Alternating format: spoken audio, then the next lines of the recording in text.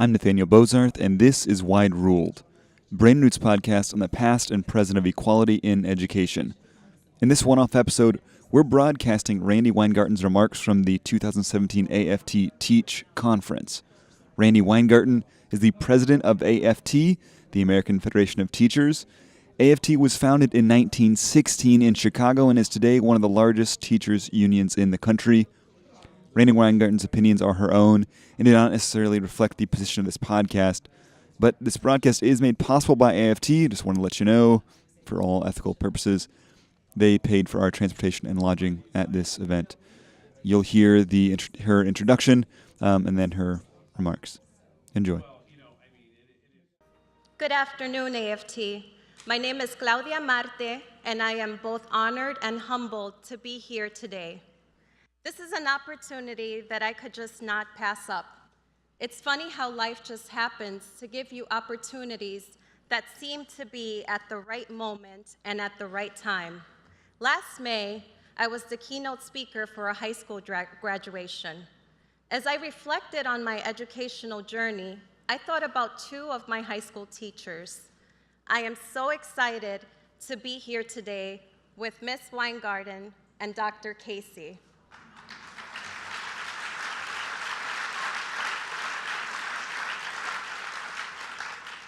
These are two teachers who helped shape the educator I am today, and I want to share with you a little of my story and my experience as one of Ms. Weingarten's high school students. I was born in the Dominican Republic, and my parents came to the US in search of the American dream. My mother barely knew English, and she was suddenly left single with 3 young children in this new country. She worked in a factory as my brothers and I went to school. At the young age of 5, I had to learn the ropes of this foreign land quickly. It could be frightening. I did not understand why there were shots fired in my neighborhood of Bushwick, New York. I grew up during the 80s in what was called a ghetto. However, my mother made sure we had food on our tables, values, and the reminder that we came here to gain the opportunities that were available. My mom believed that if her children worked hard in school, they would be able to be professionals and have the things that she was not able to provide for us. As her oldest, she pushed me, sometimes too hard, but always with the best intentions. She wanted me and my brothers to have a better future, and it started with a good education. I was a little girl scared out of my mind every time I entered those foreign classrooms. As a young immigrant, I was learning the English language. I was bullied in school because of my accent, and I remember enunciating the words over and over at home so that I wouldn't get teased the next day. Some students would even tell me, "Swim back to your country." And I wondered why they would say that. School sometimes was a scary place for me. My teachers made school into a safe place and were key in shaping my dreams for my future. My 3rd grade teacher, Ms. Rodriguez, was caring and loving and believed in me. She told me that I was smart and that I could be somebody in life. My middle school teacher, Mrs. Haywood, was smart and funny. She thought and looked like me, and she told me that I could make it big. Mrs. Haywood introduced me to Shakespeare and Don Quixote, and my mind was blown away by all that I was learning. I didn't realize it then that my teachers were instilling hope. Hope that a girl from Bushwick could go more and do more than get pregnant at the age of 10, as one of my classmates did in 5th grade. Hope that I could find a way out of the violence and poverty that surrounded me. The great Maya Angelou once said, "I've learned that people will forget what you said, people will forget what you did, but people will never forget how you made them feel." I will never forget how my teacher, Ms. Weingarten, made me feel, and how that influenced my work as an educator. Ms. Weingarten was my history teacher in 11th grade. I sat in the front row and I was in awe every time she entered the classroom. She entered with lots of energy and a big smile. I can still remember what she wore, and I quietly admired her style. To me, Randi was a vision of accomplishment. Miss Weingarten would give us some insight into being a lawyer, and I recall thinking, wow, look at her. She's a female and a lawyer, and she takes time to teach us. She taught in Clara Barton High School because she believed in us, her students. She believed that we had a future. She believed that we could be more than what statistics predicted we would be. This is what mattered to me the most. Miss Weingarten came in that classroom, and she not only taught me history, she taught me to be excited for another future. I was lucky to find teachers like Miss Weingarten, who through her love of teaching, shaped how I saw my place in the world. Although I was quiet and shy, I found that the world was open to me. My path took me into the Navy, and I earned a bachelor's degree in psychology and a master's in counseling. I've spent the last 10 years working at Madison Area Technical College, and in my current role, I work with amazing teens in the Gateway to College program, a national program whose mission is to help empower disengaged youth in high school by offering them a second chance. Students can come to college and take college courses to complete their diploma requirements. We were awarded the opportunity to replicate this model because of the high achievement gap between white students and students of color in Madison, Wisconsin.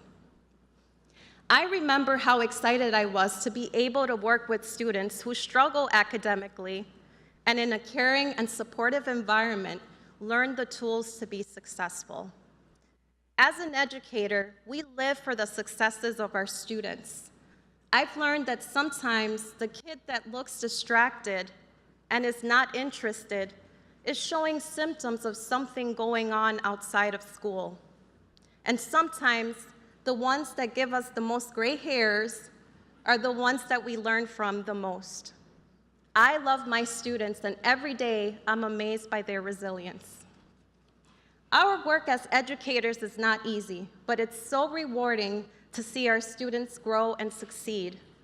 I thank you all for the hard work, for caring, teaching, inspiring, and instilling hope. I want to give back and help empower the students that are struggling, like the countless of people in my journey who encouraged me, who saw something in me, who helped me believe in myself when I had a hard time seeing these gifts. Randi was one of those people. Thank you, Ms. Weingarten, for being my history teacher. Your work, passion, and dedication to your students helped me be the educator I am today. And now, I have the pleasure of introducing to you my teacher, Randi Weingarten.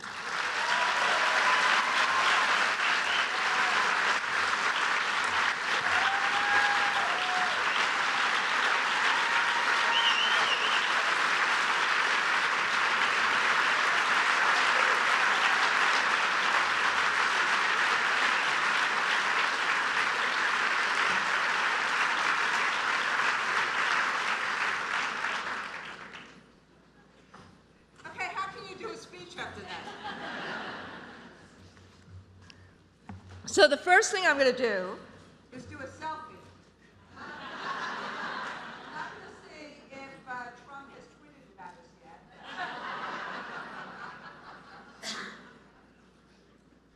Okay, ready? Come on, you ready? I have to wait for Leo and Cody to sit down. Okay, I want everybody to wave. We'll do it one more time. Okay. Right. I'm giving you my vote, so I do not tweet during my speech. This way I'll stop crying. So, welcome to Teach.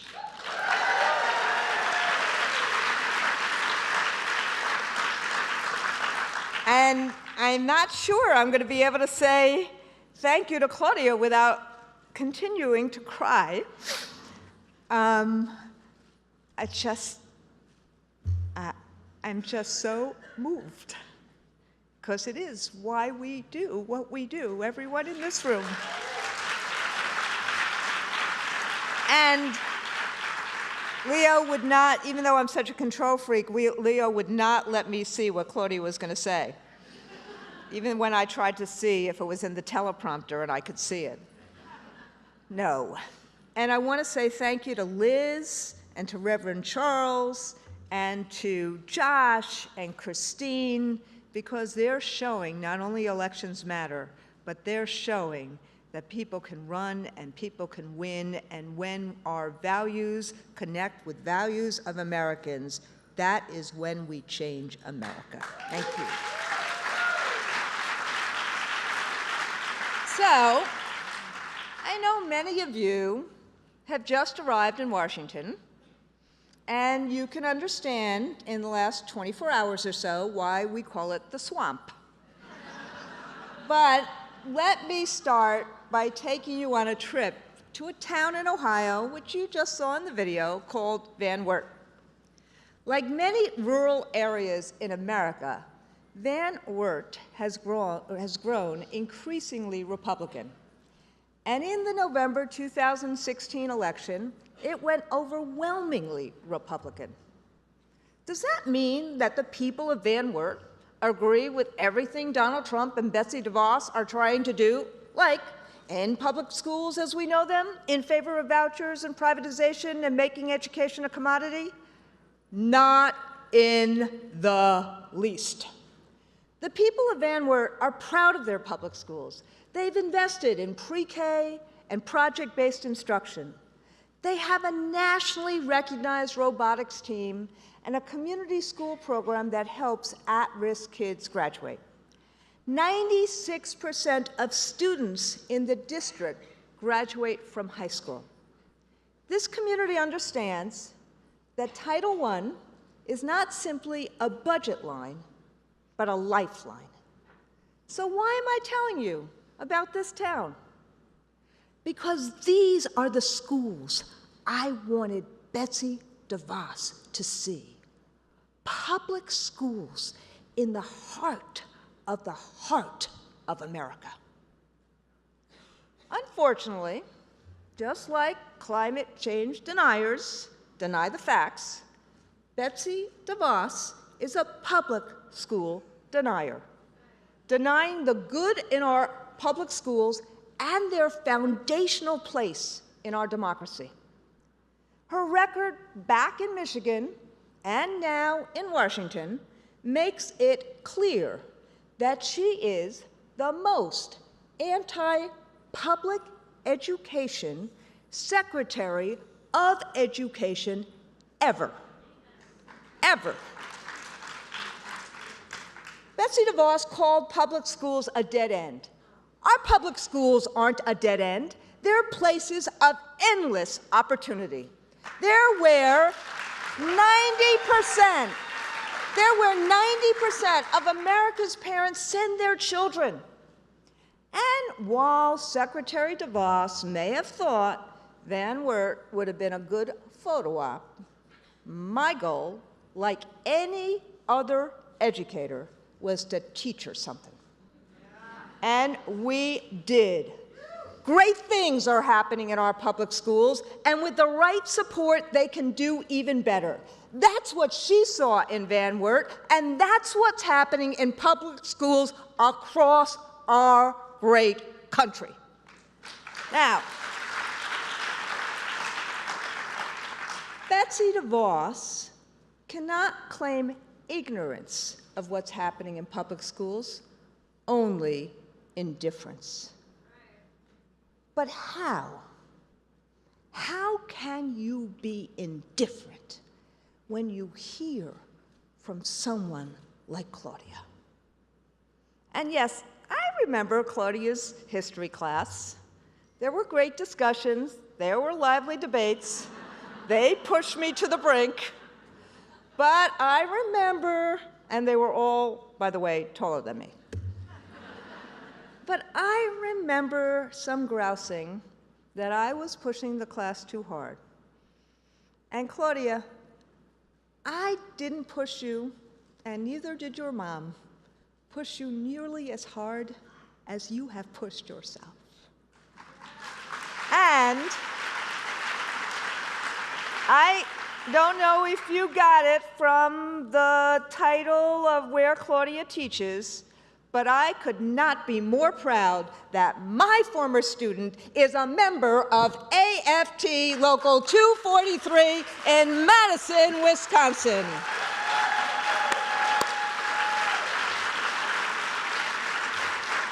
Now, everyone in this hall has their Claudias.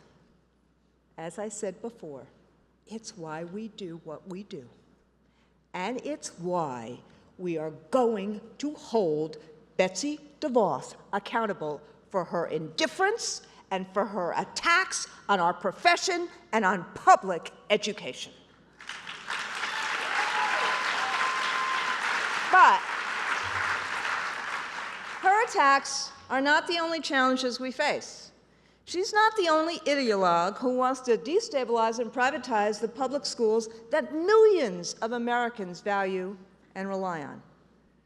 Let me be blunt.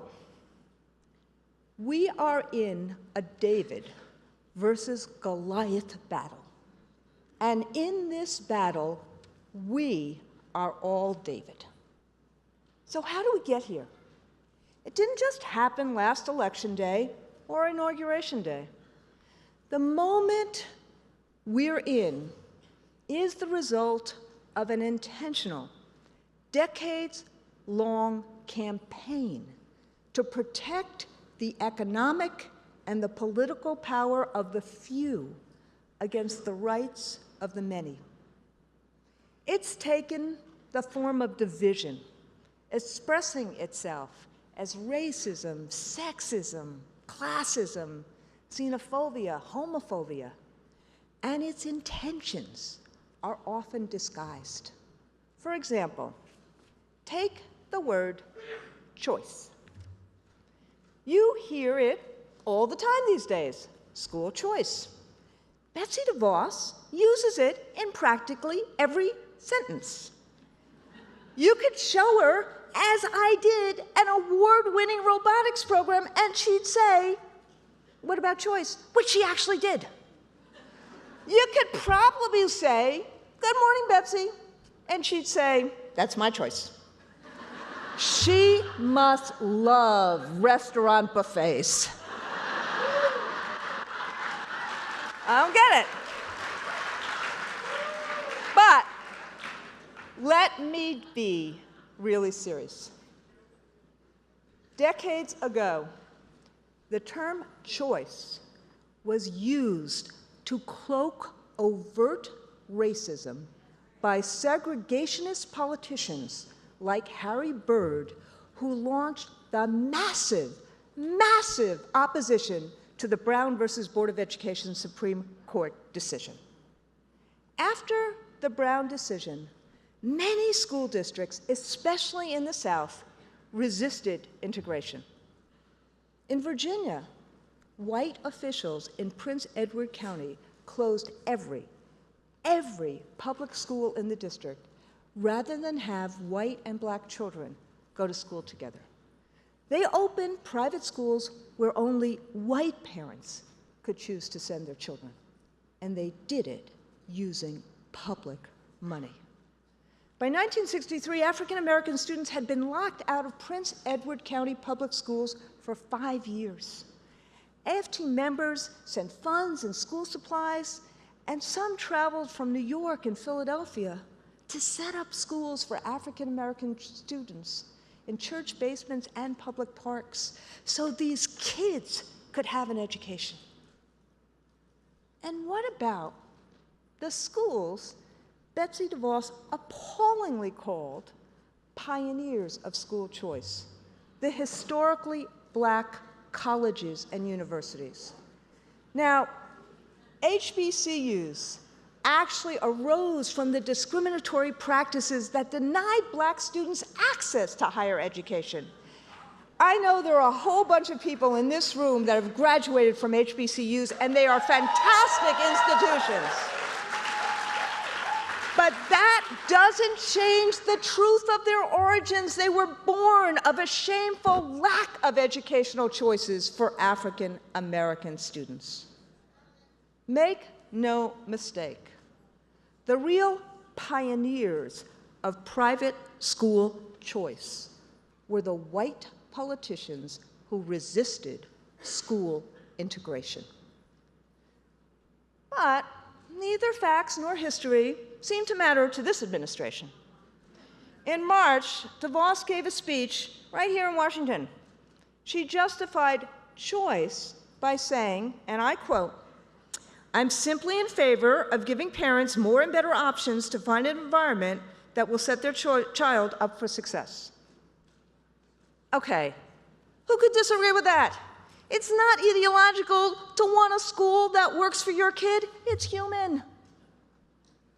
But her preferred choices, vouchers, tuition tax credits, and private for-profit charter schools do not work. After decades of experiments with voucher programs, the research is clear. They fail most of the children they purportedly are intended to benefit. The Department of Education's own analysis of the DC voucher program found it had a negative effect on student achievement. The Louisiana voucher program has led, okay, get this, has led to large declines in kids' reading and math scores. Students in Ohio's voucher program did worse than children in its traditional public schools. And I could go on about for-profit and online charters as well. And while parents are promised greater choice, when a family uses a voucher to attend a private school, in reality, it's the school, not the family, that makes the choice. That's because private schools can, and many do, discriminate because they don't follow federal civil rights laws. Vouchers increase racial and economic segregation, and they lack the accountability of public schools. Many voucher programs, like the one here in Washington, D.C., don't even reveal how much public funding they receive or how their students are performing. And Devos defends this lack of transparency, saying the important thing is not quality, it's not accountability, but it's what? Exactly. These choices do not increase student achievement. They do not reduce inequity or segregation. They drain funds from and destabilize our public schools. And they move us further away from the choice every child in America deserves: a well-supported, effective public school near their home.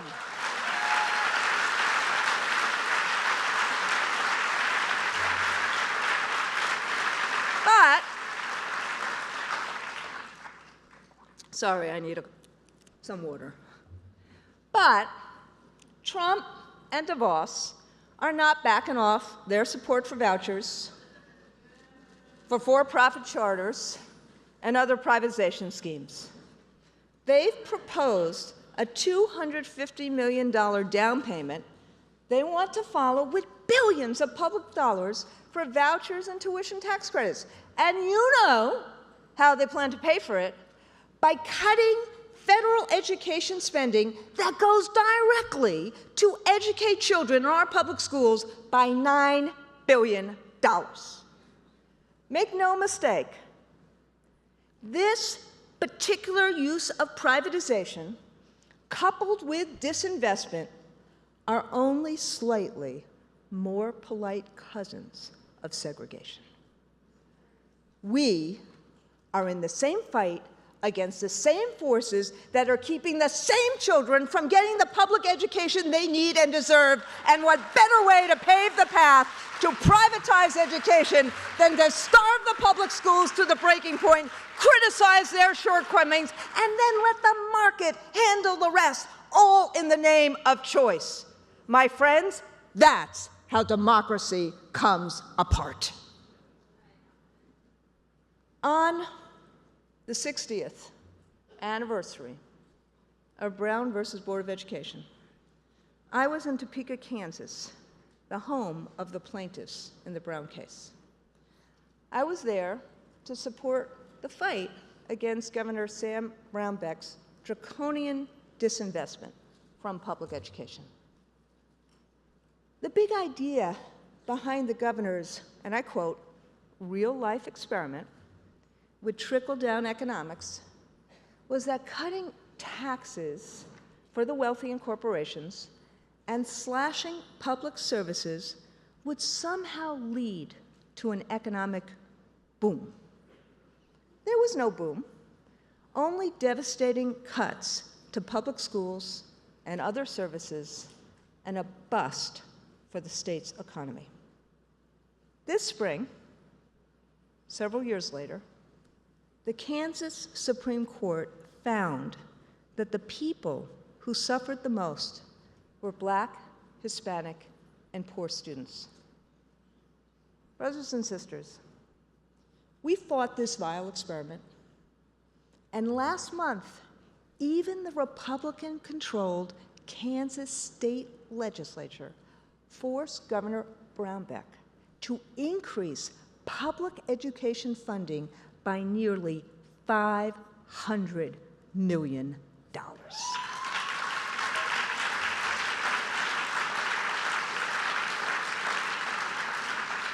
We took a stand in Prince Edward County. We took a stand in Kansas. Both fights were long and hard. We didn't give up, and we didn't do it alone with one tweet, one speech, or one demonstration. Yes, it's exhausting, and we have to fight harder and harder just to keep from losing ground. But I haven't lost heart or faith, because although we face formidable adversaries, we are David to their Goliath. When leaders controlling the federal government are hell-bent on taking away health care from 32 million people in order to give a tax cut to the ultra-wealthy, we are David to their Goliath. When officials far from the classroom care a whole lot more about testing and test scores, but don't give a damn about what our students really need, we are David to their Goliath. When hedge funders and billionaires and anti-labor ideologues band together in an axis of inequality, further rigging our political and economic system against working folks, we are David to their Goliath. When a presidential administration takes actions that make immigrant kids afraid to dream, that favor fraudulent for-profit colleges over students seeking an education, that puts an entire religion in the crosshairs, we are David to their Goliath. And when governors in state after state go after labor rights and voting rights and find a new ally in the newest Supreme Court justice who will hear the Janus case, we must be David to their Goliath.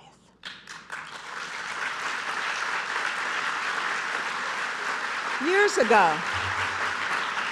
ago, I had the opportunity to visit the Valley of Elah, where the standoff between David and Goliath took place. And if you remember Sunday school, and if you don't, just Google it, if you remember Sunday school, you'll recall that wasn't a fair fight either. Goliath was big. David was a little guy. Goliath had an army. And David had a sling with 5 smooth stones. But David had a plan. Goliath no doubt assumed his greater strength was enough, but now that you've all Googled it, we all know how that ended up. I like the fact that we also, in our sling, have 5 smooth stones, 5 values that we are translating into action. What are they? And some of you have heard me talk about this before. First, Americans deserve good jobs that pay decent wages, provide a voice at work, and provide a secure retirement. Second, Americans deserve health care so that we are not one illness away from bankruptcy. Third, Americans need public schools that are safe and welcoming and prepare young people for life and citizenship and career and college. And speaking about college, it needs to be affordable. Fourth, none of this happens without a strong and vibrant democracy, including a free press, an independent judiciary, a thriving labor movement, and the protection, not the suppression, of the right to vote. And fifth, there is no democracy without safeguarding the civil rights of all. That means fighting bigotry and discrimination, like the attacks on immigrants, Muslims, and transgender kids, and the rising tide of anti-Semitism and racism. Now, I'm on the road more often than not, or at least it feels that way. And I get to talk with a lot of people. And here's what I've seen and heard. No matter where people are from or their political persuasion, there is a common set of aspirations for themselves and their families. And when we connect on values, these 5 values, we win. We help make people's lives better, and we repair the common ground that has been jackhammered apart. Well, David had his 5 stones, but needed only one. And while any of you who are taking a bet on how long my speech is know that I could talk at length about all 5 of these values, but I will not. I will only focus on one: powerful, purposeful public education. So those who went long, forget about it. Great things, as I've said before, are happening in public schools in every community, and we need to lift them up. Poetry slams, Socratic seminars, science fairs, speech therapy, students checkmating their chess coach, a once struggling student reading on grade level. Any one of you can talk about the things going on in your classrooms and in your schools that you are proud of, and I hope you will.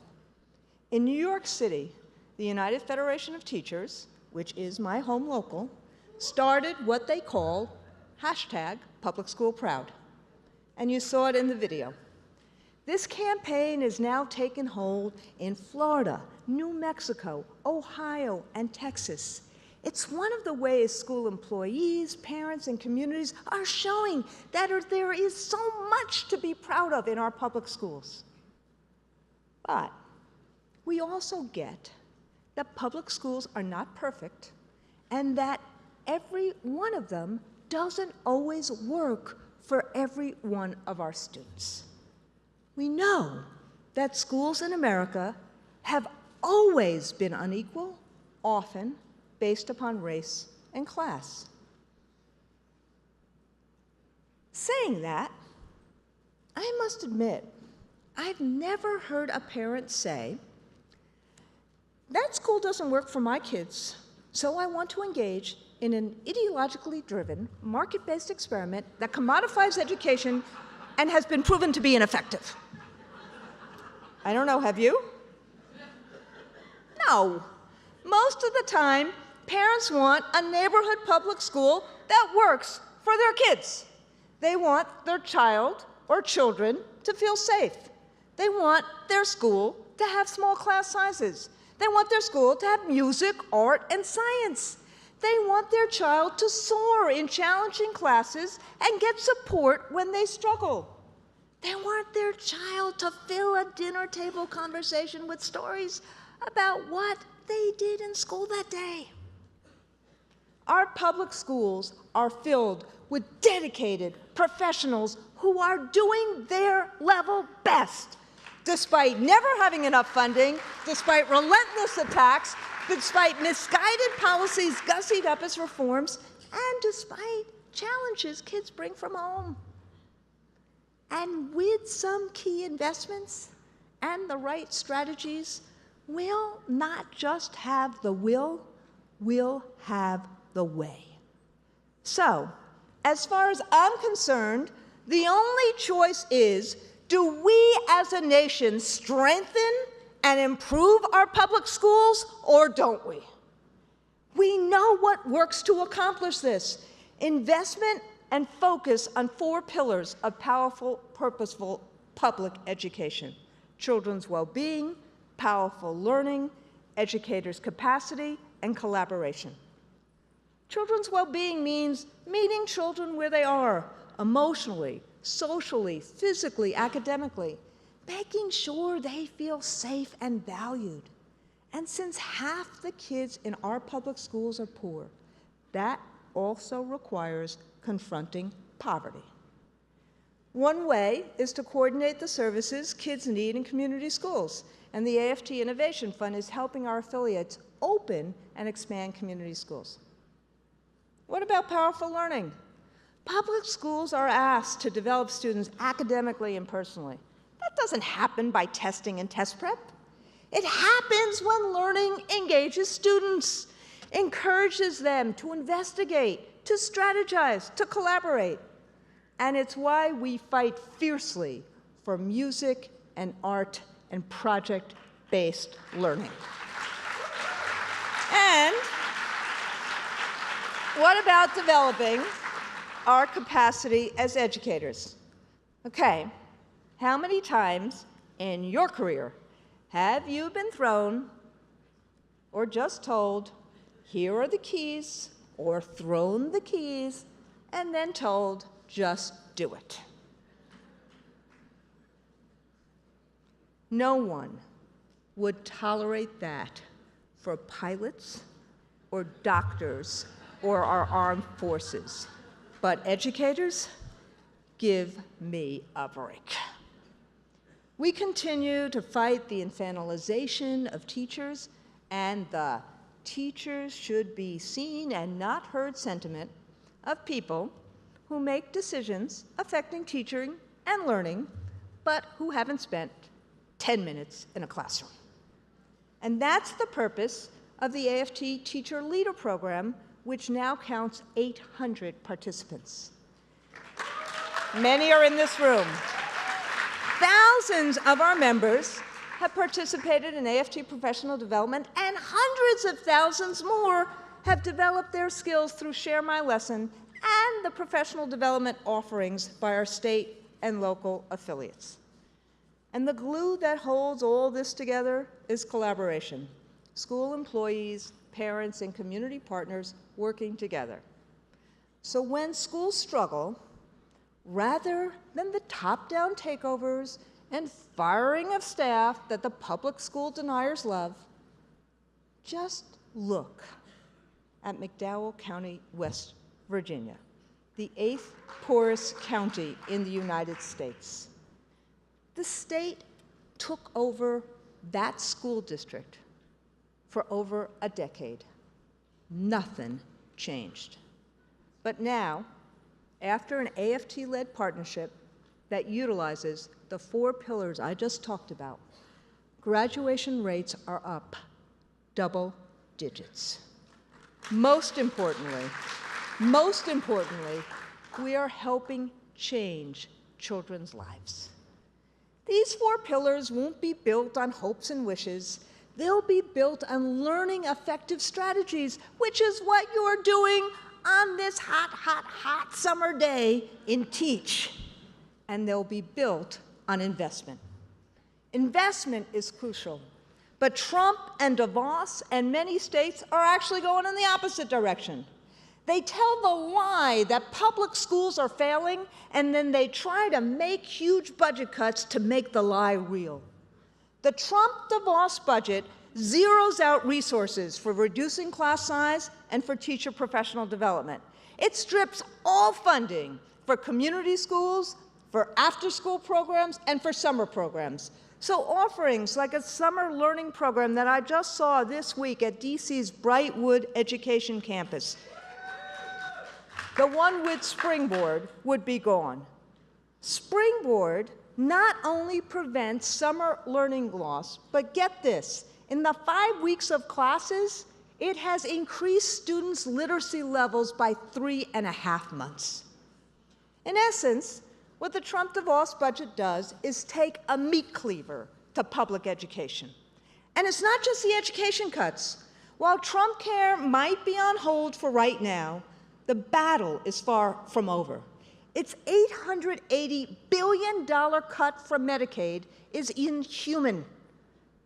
And let me tell you what it means for schools. For almost 80% of our school districts in America that rely on these funds, it would mean the loss, if not the complete elimination, of school nurses and health screenings, of wheelchairs and feeding tubes for our most vulnerable kids. And for what? For what? A tax cut for the wealthiest Americans. These cuts rob children of opportunity. That is why we fight them, and we will continue to fight them, and we fought them with actions like the lobbying and the rallying that many of you did yesterday, and I thank you for that. And just know, people are with us. The AFT recently commissioned a poll. 3/4 of the people we talked to oppose the deep cuts to education that Trump and Devos are proposing, and just as many oppose taking away funding from public schools to increase funding for private school vouchers and charter schools. So let me end here. While people have always supported public education, what makes this moment different, the moment we're in right now, is that millions of Americans are hungry to fight for something better. But with the daily outrages and relentless assaults and attacks on our values and on our democracy, it's kind of sort of hard to know where to begin. Well, as Josh and as Christine talked about already, it begins with elections. They have consequences, big time. Voting really matters. But what can we do between elections? And that's where one of the books I've become obsessed with, really helps. It's a book by Yale history professor Timothy Snyder. It's called On Tyranny, 20 Lessons from the 20th Century, and you don't have to go to Amazon. You all have a copy in your conference bag. Now, Snyder's 20 lessons are told through the lens of history. They sharpen our understanding of what is going on around us. And these lessons are important because most of today's students were born after Nazi genocide, after apartheid, after the Berlin Wall fell, and after de jure segregation in the United States was outlawed. They could, meaning our kids, our students, could have, as Snyder writes, the sense that history could only move in one direction, towards liberal democracy. But tragically, that's not true. He also writes History does not repeat, but it does instruct. History can familiarize, and it can warn. And he reminds us we can't take our institutions for granted, that dictators throughout history have built power by kneecapping trade unions and by co-opting or undermining or undercutting public education. Believe in truth. Listen for dangerous words. Contribute to good causes. Be a patriot. Defend institutions such as unions. There is something that each of us can do to defend democracy and fight tyranny. And if the next generation is to take up this fight, who better to teach them than America's educators?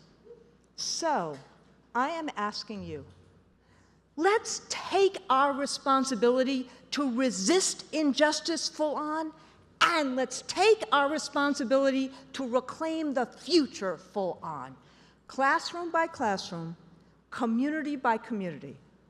So if I could ask you to do anything, it would be this. Tell your stories. Advocate for your students. Do it in public. Shine the light. Use social media. Show people here in Washington what's happening at home. Show them that a budget cut means something really important in very human terms. Now, I know many of you are doing this already, and I hope you know we're not alone. I love these photos. Let's see. This is a photo of the inauguration last January. And this is from the Women's March just one day after. And so is this, and so is this, and this. No, we are not alone. Millions, yes, millions of people have protested since Election Day, and they are, as the kids say, woke. People are energized. They're energized to fight against bigotry and hate, to fight for an economy that works for everyone, and an America that leads the world. Why do we teach our students about Dr. King's letter from the Birmingham jail, or about Cesar Chavez's organizing of immigrant workers, or Mahatma Gandhi's fast, or Malala's ordeal?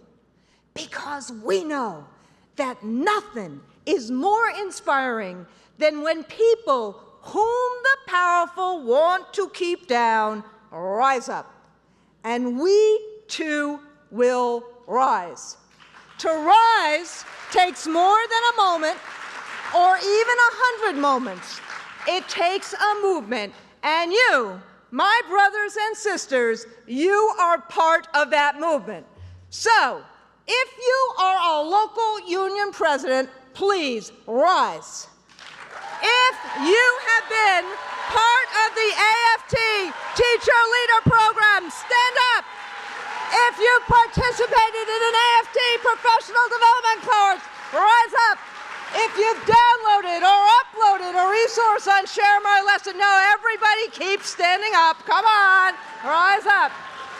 If you've bought school supplies for your kids or food for a hungry kid, please get up. If you have spent a sleepless night worrying about a student, please rise. If you have lobbied for a cause you believe in, rise up. If you're public school proud, rise up. And last, if you know that your union can help empower you to make our communities and our world a better place, rise up. Because by resisting injustice and reclaiming the promise of public education for all of our students, we will preserve our democracy. We will protect our most vulnerable. We will strengthen our communities. We will take on Goliath, and we will win. And I rise up, high like a wave, I rise up.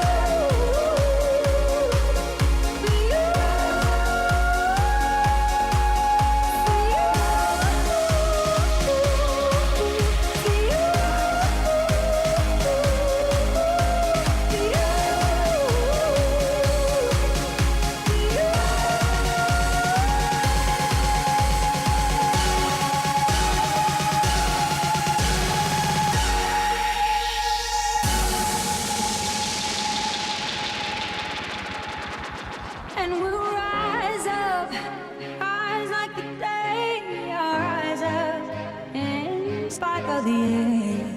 I will rise 1,000 times again.